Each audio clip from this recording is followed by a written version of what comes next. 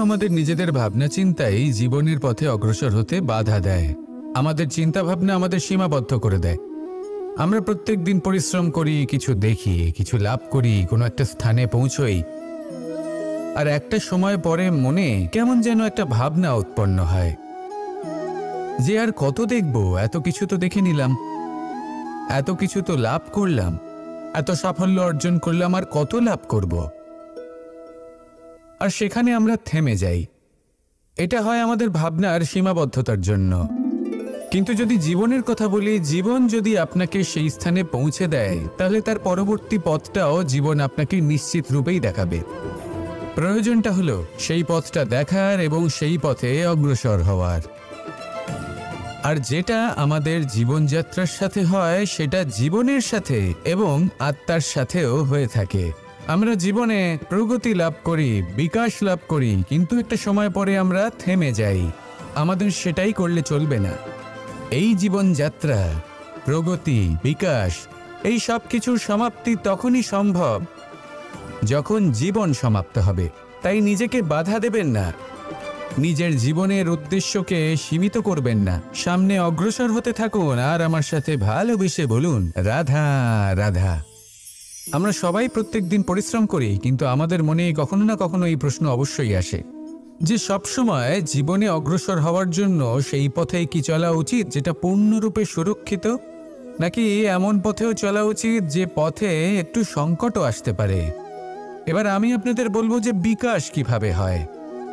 ছোট্ট একটা উদাহরণ দিই বিকাশের। আমরা ছোটবেলায় কিভাবে হাঁটতে শিখি। যখন আমরা শিশু অবস্থায় থাকি, তখন আমরা একটি পা মাটিতে রাখি, দ্বিতীয় পাটি আমরা শূন্যে উত্তোলিত করি, তারপর সেই পা আমরা আবার মাটিতে রাখি, আর তার উপর ভিত্তি করে আমরা আবার অন্য পাটা ফেলি। ঠিক এভাবেই আমরা হাঁটতে শিখে যাই। এবার এক্ষেত্রেও আমরা ছোট্ট একটা ঝুঁকি নিই, আর সেটা হলো যে আমরা পাটি শূন্যে উত্তোলিত করেছি। এতে বিপদ হলো এটাই যে আমরা ভুল করে নিজের ভারসাম্য হারাতে পারি, পড়ে যেতে পারি। অনেকবার পড়েও যাই, কিন্তু তারপরে কি হয়, আমরা আবার উঠে দাঁড়াই আর চলতে শুরু করে দিই। আর ঠিক এভাবেই আমরা হাঁটতে শিখে যাই। এমন জীবনেও হয়। জীবনেও এইভাবেই কর্ম করতে থাকুন। এমন কিছু কর্ম করলেন যার ফলে বিপদ আসতেই পারে, পরাজয় হতেই পারে, কিন্তু সেটা পার করলেই বিকাশ সম্ভব। তাই কর্ম করতে থাকুন আর আমার সাথে ভালোবেসে বলুন, রাধা রাধা। মানুষের জীবনে যখনই কোনো বিপদ আসে, মানুষ নিজের আশেপাশে দেখে, অন্য কাউকে খোঁজে, ভাবে কেউ এসে তাকে সাহায্য করবে। সে আশা করে যে কোনো ব্যক্তি এসে তার হাত ধরবে আর সেই বিপদ থেকে তাকে মুক্তি দেবে। কিন্তু প্রকৃতি আমাদের এই শিক্ষা দেয় না। কখনো কোনো পাখিকে দেখবেন, একটা পাখি যখনই কোনো ঝড় আসে কি করে, একটা ঝড় এসে তার বাসা ভেঙে দিয়ে যায়, তার বাসা নষ্ট করে দিয়ে যায়। সেই পাখি কিন্তু অপেক্ষা করে না যে কে তাকে এসে সাহায্য করবে। সে কখনো আশা করে না যে কেউ এসে তাকে আশ্রয় দেবে। সে নিজেই কর্ম করে, একটা একটা করে খড়কুটো সে আবার জড়ো করে আর নিজের বাসা পুনর্নির্মাণ করে। প্রকৃতি আমাদের এটাই শেখায় যে আমরা নিজেরাই প্রত্যেকটা সমস্যার সম্মুখীন হতে পারি। কারণ ঝড় অর্থাৎ সংকট আমাদের সবার জীবনেই আসবে, তার সম্মুখীন হতে হবে আমাদের, আর সেটাও নিজেদের শক্তি দ্বারাই। তার সম্মুখীন হওয়ার সময় নিজেদের সংযত করে রাখতে হবে, আর তার জন্য নিজের ওপর বিশ্বাস রাখা আবশ্যক। আর এই কথাটা বোঝাও আবশ্যক যে যত বড়ই সংকট আসুক না কেন, তার সাথে লড়াই করার মতো যে শক্তি প্রয়োজন, সেই শক্তি আমাদের মনেই নিহিত। শুধু সেই শক্তি খুঁজে নিন আর সেই বিপদের সম্মুখীন হন। এই সংসারের কোনো বিপদ আপনাকে বাধা দিতে পারবে না। আসুন আমার সাথে ভালোবেসে বলুন, রাধা রাধা। জীবনের যাত্রাপথে সবথেকে বেশি গুরুত্বপূর্ণ হলো সম্পর্ক। কারণ এই সম্পর্কগুলো আমাদের সেই ব্যক্তির সাথে পরিচিত করায় যাদের হাত ধরে আমরা এই জীবনযাত্রার পথে অগ্রসর হই। এবার এই সম্পর্কে আপনার কথাবার্তা, আপনার ব্যবহার, এটা অত্যন্ত গুরুত্বপূর্ণ। তাই প্রশ্ন হলো, যাদের সাথে আমাদের এই সম্পর্ক গড়ে উঠেছে তাদের প্রতি আমাদের আচরণ কেমন হওয়া উচিত, তাদের সাথে কেমনভাবে কথা বলা উচিত। এর একটা বড়ই সহজ উত্তর আছে, দর্পণ। আপনি নিজেকে যেভাবে দর্পণে দেখেন সেভাবেই দর্পণের দিকে তাকান এবং কল্পনা করুন যে আপনার স্থানে সেই ব্যক্তি আছে আর সে আপনাকে দেখছে। এবার বুঝতে চেষ্টা করুন যে আপনার কেমন ব্যবহার হওয়া উচিত, তার আপনার ব্যবহার কেমন হলে ভালো লাগবে আর কেমন হলে তার অনুচিত বোধ হবে। শুধু এইভাবেই সেই ব্যক্তিকে বুঝতে চেষ্টা করুন। কখনো কোনো মানুষের ভালোবাসার প্রয়োজন হয়, কখনো পথপ্রদর্শনের প্রয়োজন হয়, কখনো তিরস্কারের প্রয়োজন হয়, কখনো কটু সত্যের প্রয়োজন হয়, বা কখনো শুধু সঙ্গর প্রয়োজন হয়। যদি দুজন ব্যক্তি এভাবেই একে অপরকে বুঝে অগ্রসর হন তাহলে এই সম্পর্ক আজীবন চলতেই থাকবে। আসুন আমার সাথে ভালোবেসে বলুন, রাধা রাধা। মানুষ সবসময় নিজেদের জীবনে ভবিষ্যতের বিষয়ে ভাবতে থাকে। কখনো উৎসাহিত হয়, কখনো চিন্তিত হয়, কখনো স্বপ্ন দেখে যে আমি ভবিষ্যতে গিয়ে খুব বড় কেউ হব, কখনো কল্পনা করে যে আমি কখনো সেই স্থানে গিয়ে পৌঁছব। দেখুন, ভবিষ্যতের কথা ভাবা অনুচিত কিছু নয়, কিন্তু এই ভবিষ্যতের কথা ভাবতে ভাবতে বর্তমানকে ভুলে যাওয়াটা অনুচিত। আজ মানে এই বর্তমান কিন্তু খুব আবশ্যক। আমাকে বলুন, আজ আপনি বর্তমানে যাই হন না কেন, সেটা এমন কেন? তার কারণটা কি? তার কারণ হলো অতীতকালে আপনার কর্ম আর আপনার নির্বাচন। সেই সকল কর্মের জন্যই আজকের এই বর্তমান কিছুটা এই রকম হয়েছে। ঠিক সেইভাবেই আপনার এই বর্তমান আপনার ভবিষ্যৎ রচনা করবে। ভবিষ্যতে এই বর্তমান অতীতকাল হতে চলেছে। আপনার ভবিষ্যতের আধার হলো এই বর্তমান। তাই শুধু স্বপ্ন দেখবেন না, শুধু কল্পনা করবেন না। যা কিছুই আপনি পেতে চান তার জন্য বর্তমানে থেকে কর্ম করুন। এই কর্মই আপনার ভবিষ্যৎ নির্মাণ করবে। আসুন আমার সাথে ভালোবেসে বলুন, রাধা রাধা। যখনই আমরা সূর্য আর চন্দ্রমার কথা বলি তখনই আমরা চন্দ্রমাকে কিছু কম বলে মনে করি, সূর্যকে বেশি গুরুত্ব দিই। কারণ সূর্যই আমাদের প্রকাশ দিয়ে থাকে, সারাদিন আমাদের প্রকাশ প্রদান করে। তার সামনে চন্দ্রমার এই তেজ কিছুটা ম্লান মনে হয়, বা দেখতে গেলে চন্দ্রমা স্বয়ং সূর্যের আলোয় আলোকিত হয় আর সেটা আমাদের কাছে পৌঁছে দেয়। কিন্তু এবার এর অর্থ তো এটা নয় যে চন্দ্রমা বিশেষ নয় বা তার কোনোই গুরুত্ব নেই।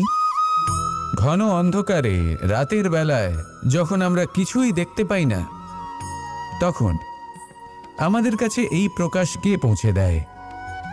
চন্দ্রমা।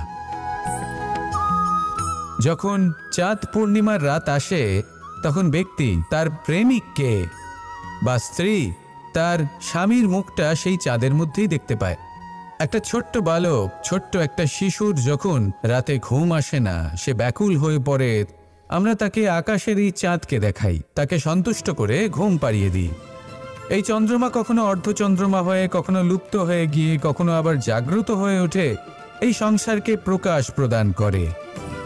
সে অসংখ্য প্রাণীর পথ প্রদর্শন করে। অর্থাৎ চন্দ্রমা হওয়া কোনো অংশে কম কিছু নয়। যদি আপনিও জীবনে নিজের তেজ সংসারের কাছে পৌঁছে নাও দিতে পারেন তাতে কিছুই যায় আসে না।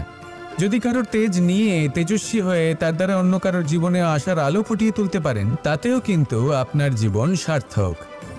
আসুন আমার সাথে ভালোবেসে বলুন, রাধা রাধা।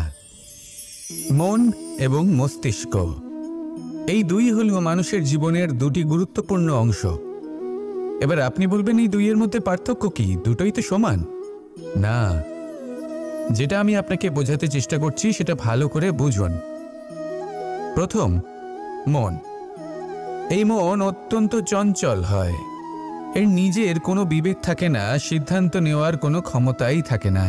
এই মন শুধু বয়ে চলে। আর দ্বিতীয় হলো মস্তিষ্ক, সেই অংশ যেখানে বুদ্ধির সঞ্চার হয়ে থাকে। এটা হলো জ্ঞান দ্বারা পরিপূর্ণ এবং অত্যন্ত প্রবলও হয়।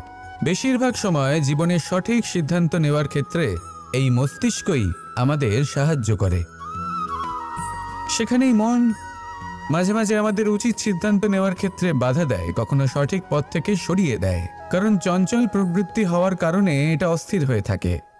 কখনো কখনো নেয়া সিদ্ধান্ত বদলাতেও এই মন আমাদের বাধ্য করে।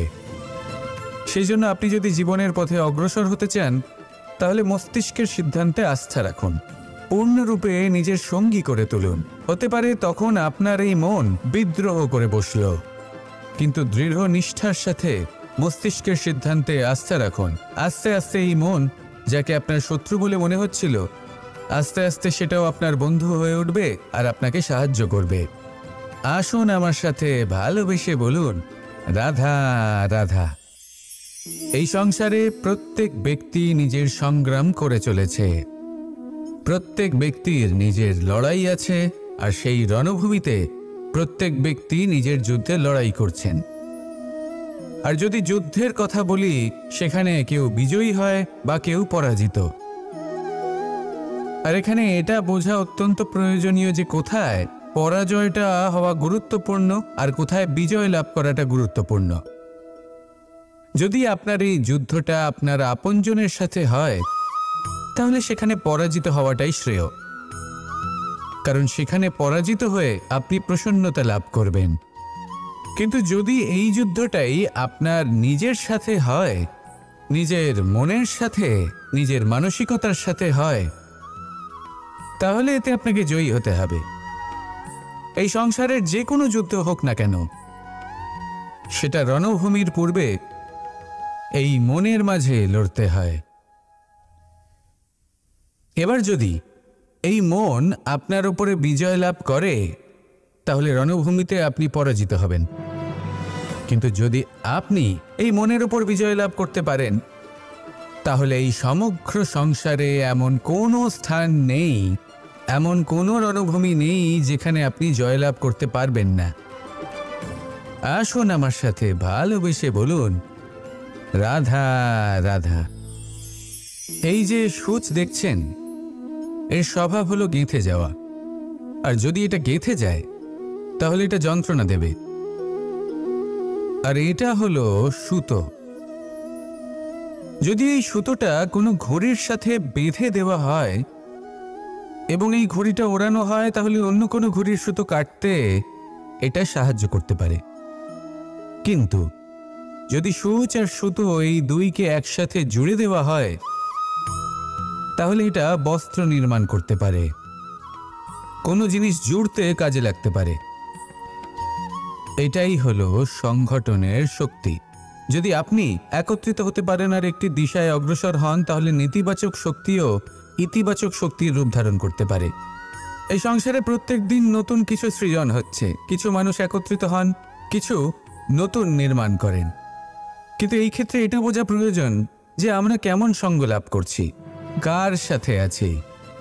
যদি আপনি সুতো হন আর ঘড়ির সাথে যুক্ত হন, তাহলে হয় অন্য ঘড়ি কাটবেন বা অন্য কোনো ঘড়ি আপনাকে কাটবে।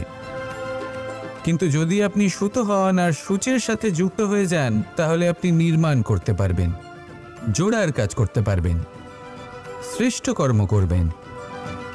এই কথা মনে রাখুন আর আমার সাথে ভালোবেসে বলুন, রাধা রাধা।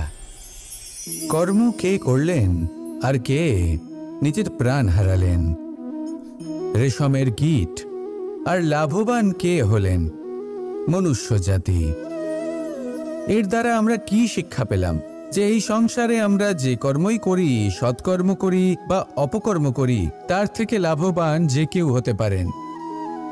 আমাদের বন্ধু হোক, পরিবার পরিজন হোক বা সংসারের যে কোনো ব্যক্তি হোক, যে কেউ লাভবান হতে পারেন, কিন্তু সেই কর্মের ফল কিন্তু আমাদেরই ভোগ করতে হয়। যদি আপনি সৎকর্ম করেন, তাহলে তার শুভ ফল আপনিই পাবেন। তার থেকে লাভবান হয়তো এই সংসারে যে কেউ হতে পারেন। সেরকমই যদি আপনি অপকর্ম করে থাকেন, তার থেকে সংসারের যে কোনো ব্যক্তি যতই লাভবান হোক না কেন, তার থেকে ক্ষতি আপনাকেই ভোগ করতে হবে। তাহলে আপনি কি সুফল চান নাকি ক্ষতিগ্রস্ত হতে চান সেটা নির্ভর করছে আপনার কর্মের ওপর। তাহলে ভেবেচিন্তে কর্ম করুন আর আমার সাথে ভালোবেসে বলুন, রাধা রাধা। প্রতিষ্ঠা এবং চরিত্র মানুষের জীবনের দুটি গুরুত্বপূর্ণ অংশ। যখন মানুষ ধন অর্জন করে, ঐশ্বর্য লাভ করে, জীবনযাপনের সামগ্রী ক্রয় করতে পারে, তখন সে প্রতিষ্ঠিত হয়। আর এই চরিত্র, সেটা হলো মানুষের শ্রেষ্ঠ স্বভাব আর তার সৎকর্ম, এইসবের ফল। মানুষ এই প্রতিষ্ঠাকেই নিজের জীবনের অস্তিত্ব বলে মনে করে ফেলেন, আর সেটা অর্জন করার জন্য সবকিছু করতে প্রস্তুত হয়ে যান, এমনকি নিজের চরিত্রকেও বাজি রাখতে প্রস্তুত হয়ে যান। কারণ মানুষ একটা কথা জানেন না, যে যদি প্রতিষ্ঠা নাশ হয়ে যায় তাহলে তার দ্বারা কিন্তু জীবন নাশ হয় না। আবার পরিশ্রম করে, নিরন্তর প্রয়াস করে প্রতিষ্ঠা আবার অর্জন করা সম্ভব। কিন্তু একবার যদি আপনার চরিত্র নাশ হয়ে যায় তাহলে আপনার জীবন পূর্ণরূপে নষ্ট হয়ে যাবে, এই কথাটা নিশ্চিত। আর আবার এই চরিত্র নির্মাণ করা সম্ভব নয়। মানুষের জীবনের আসল অস্তিত্ব হলো তার চরিত্র। যদি কোনো ব্যক্তির চরিত্র অত্যন্ত শ্রেষ্ঠ মানের হয় তাহলে সে এই সংসারের সব কিছু লাভ করতে পারবে যেগুলো তার প্রয়োজন। হতে পারে সে যাবতীয় ভৌতিক সামগ্রী সেই মাত্রায় হয়তো সে নাও পেতে পারে যতটা আমরা কামনা করছি, কিন্তু তার জীবন এবং তার অন্তর্মন সুখ এবং আনন্দ দ্বারা পরিপূর্ণ হয়ে থাকবে, এই কথাটা নিশ্চিত। সেই জায়গায় এমন অনেক ব্যক্তি যারা প্রতিষ্ঠিত, তারাও কিন্তু অন্তর্মন এবং জীবনের এই সুখ লাভ করতে পারেন না। এবার আপনি কি অর্জন করতে চান সেটা আপনাকে বুঝতে হবে। আসুন আমার সাথে ভালোবেসে বলুন, রাধা রাধা। করা হলো অত্যন্ত গুরুত্বপূর্ণ। তিনি আজীবন ধন অর্জন করতে থাকেন, ধন অর্জন করার চেষ্টা করতে থাকেন। সে যাই হয়ে যাক না কেন, পরিশ্রম করতে থাকেন। স্বাস্থ্যের দিকে নজর দেন না, না উচিত সময় খাবার খান, না উচিত সময় ঘুমোতে যান, না পর্যাপ্ত সময় পর্যন্ত ঘুমন, কিছুই না। ধন অর্জন করতেই থাকেন, করতেই থাকেন। আর কিছু সময় পরে যখন তিনি অসংখ্য ধন লাভ করে ফেলেন, তখন তার সাথে ওনার শরীরে অনেক রোগ বাসা বাঁধে। এইসব রোগের উপচার করতে করতে সেই সমস্ত ধন যা উনি অর্জন করেছেন তা তিনি ব্যয় করে ফেলেন। শেষ পর্যন্ত কি হয়? আমরা যেভাবে এসেছি ঠিক সেইভাবেই ফিরে যাই, ধন এখানেই থেকে যায়। দেখুন, একটা অত্যন্ত গুরুত্বপূর্ণ কথা রয়েছে যে আপনার বোঝা উচিত। এই যে ধন, তার ব্যবহার করুন জীবনকে আরো ভালো করে তোলার জন্য। ধনের সদ্ব্যবহার করা উচিত, এমন যেন না হয় এই ধন আপনাকে ভোগ করে ফেলে। এই জীবনকে নিশ্চিত রূপে আরো শ্রেষ্ঠ করে তুলুন। কিন্তু এই ধন অর্জন করার এই প্রক্রিয়াতে নিজের সারা জীবনকে নষ্ট করে ফেলবেন না। এই জীবন উপভোগ করতে শিখুন। আর আমার সাথে ভালোবেসে বলুন, রাধা রাধা। মানুষের মধ্যে একটা বিচিত্র প্রবৃত্তি থাকে, অন্য সকলের বিষয়ে, তাদের জীবনের বিষয়ে, তাদের ব্যক্তিত্বের বিষয়ে, তাদের ভবিষ্যতের বিষয়ে অনুমান করা। এটা হলো অনুচিত। কারোর অতীতকালকে দেখে লোকে ভবিষ্যৎ বলে দিতে পারেন, বর্তমানকে দেখে ভবিষ্যতের বিষয়ে অনুমান করে ফেলেন। উদাহরণ দিতে হলে বলবো, কোনো দাসকে দেখুন, ওকে দেখে লোকে বলে যে ওর ভবিষ্যৎ সেটাই হতে পারে, অনুমান করে ফেলেন। আর এই রাজাকে দেখুন, উনি তো কত সুখী হবেন, উনি তো জগতের সব থেকে অধিক সুখী মানুষ, কত সুখ সুবিধা আছে ওনার কাছে, ধারণা করে ফেলেন। তবে সত্য তো এটাই যে কারোর ব্যক্তিত্বের বিষয়ে, তাদের ভবিষ্যতের বিষয়ে আপনি পূর্ণ সত্য কখনোই বলতে পারবেন না, শুধু অনুমান করতে পারবেন। আর এই অনুমান করে সত্যি কোনো লাভ হয় না, কারণ এই কাল সেটা হলো অত্যন্ত শক্তিশালী। কালো থেকে কালোতর কয়লাকেও হিরেতে পরিণত করতে পারে, অনেক বড় বড় রাজাকেও বিদূষক বানিয়ে ফেলতে পারে এক মুহূর্তেই। তাহলে আপনি অনুমান করে কি লাভ? কি পেলেন অনুমান করে? সেই জন্য কারোর বিষয়ে কোনো অনুমান করবেন না। তার ভবিষ্যতের বিষয়ে অনুমান করতে যাবেন না, কারোর বিষয়ে কোনো ধারণা করে নেবেন না। কিছু করতে হলে ভালোবাসুন, সবার মধ্যে ভালোবাসা ছড়ান, সবার মধ্যে ধনাত্মক ভাব ছড়ান। এই মন প্রসন্ন হয়ে বলবে, রাধা রাধা।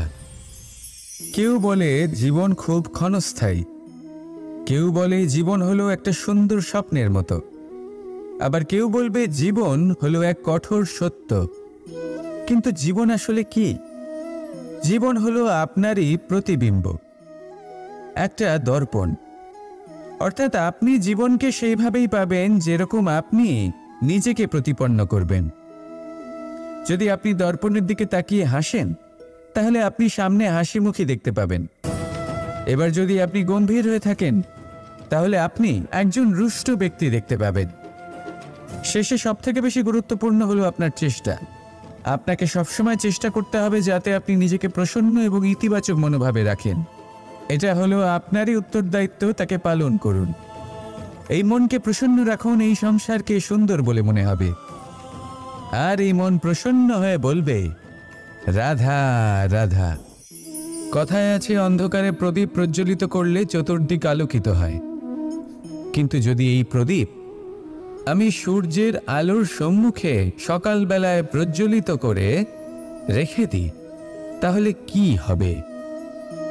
আপনি বলবেন যে এটা করে তো কোনো লাভই হলো না।